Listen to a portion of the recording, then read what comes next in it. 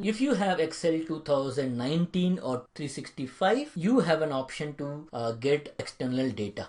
So in the data tab, you will see get and transform data. It is not import. They have changed it and they have made it get and transform data. So we'll click on get data, and we are saying we'll get data from other sources, from web. So we'll click on web and we'll give the URL name worldometers.info and we say okay. So it will wait. You can see that 2019 is much better as compared to your 2010 or other lower versions, and you will see a navigator window will open, and it is retrieving the data. Note that data has many different formats like document, table 0. So this is the table 0 and table 1. Table 0, we want the data. Now once you click on table 0, you have option to load data, or you have option to transform data also. We are not worried about transformation in this assignment. We are saying load.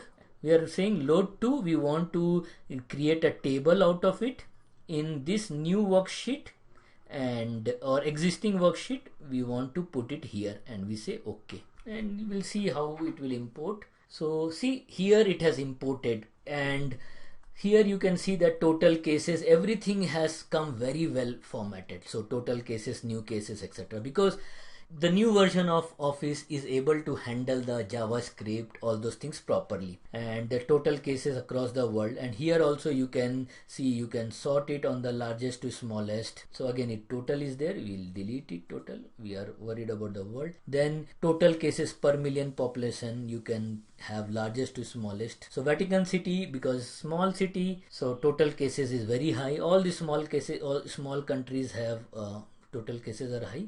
So Italy is a large country, but still the total cases per million is high. Where if you compare, let's say, countries like India, the total cases are 4,778, but only 3 cases per million population you have. You can operate whatever you would want to do.